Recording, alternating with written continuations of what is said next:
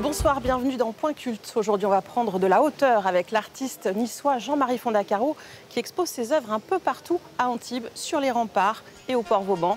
Jean-Marie Fondacaro, c'est cet artiste qui a créé l'Ange de la Baie sur la promenade des Anglais pour rendre hommage aux victimes de l'attentat de Nice. C'est presque devenu un lieu de recueillement.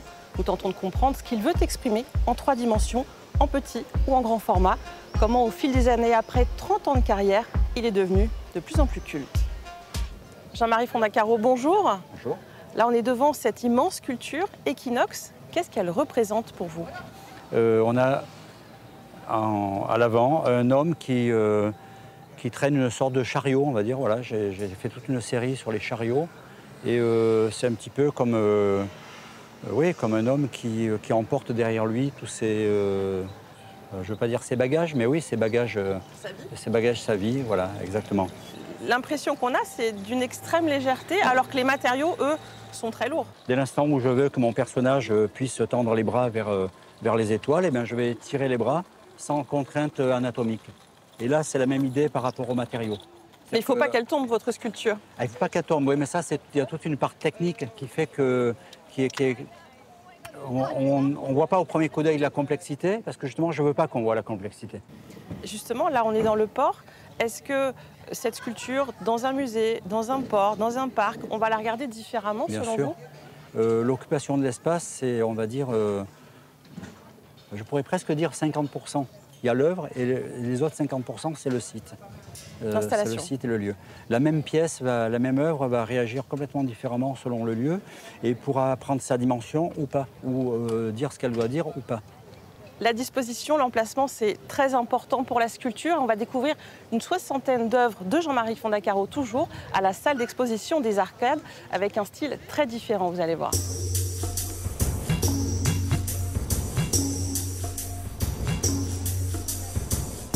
L'exposition Gravité ressemble en ce moment à un immense jeu d'échecs posé au sol. Nous retrouvons le sculpteur en pleine installation avec un autre ami artiste. Il s'interroge avec lui sur la place de chaque module.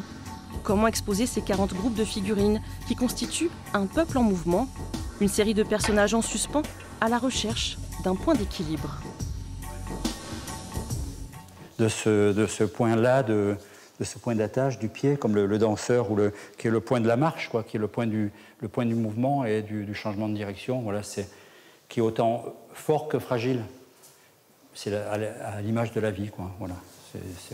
C'est mon propos depuis tout le temps, hein. Enfin, je veux dire que je développe de plein de manières possibles, quoi. Un petit groupe d'enfants émerge de contrées lointaines. Jean-Marie Fondacaro a modelé les visages à la main, avec de la terre. Certains portent des scarifications. À l'origine, c'est une photo qui l'a marqué, celle d'une petite fille aborigène fuyant un incendie en Australie. Pendant le confinement, il a essayé de reproduire ce qui se passait dans ses yeux. J'ai attendu que le premier me fasse pleurer pour faire le deuxième, quoi. Voilà. Mais parce que vraiment, je ne voulais pas faire une sculpture, je voulais vraiment capter ce regard, quoi. Pour moi. Des sculptures humaines et d'autres presque abstraites semblent s'élever vers le ciel, animées par la question de l'exil, de la précarité de l'existence, comme l'une de ses dernières œuvres en bronze, en petit format pour l'instant. Ça, on peut très bien l'imaginer en monumental. Elle va poser plein de problèmes techniques. Donc après, ça sera le problème du fondeur, parce que là, il va falloir une armature intérieure en inox et puis habillée, enfin, et une grosse structure à la base, là. Mais ça, imaginez-le dans l'espace en grand, ça fonctionne complètement, quoi. À l'échelle humaine, comme ça. Ces œuvres colossales, on les retrouve un peu partout dans le vieil Antibes. Au détour d'une balade, une façon de partager ses réflexions en 3 dimensions, avec des promeneurs parfois intrigués.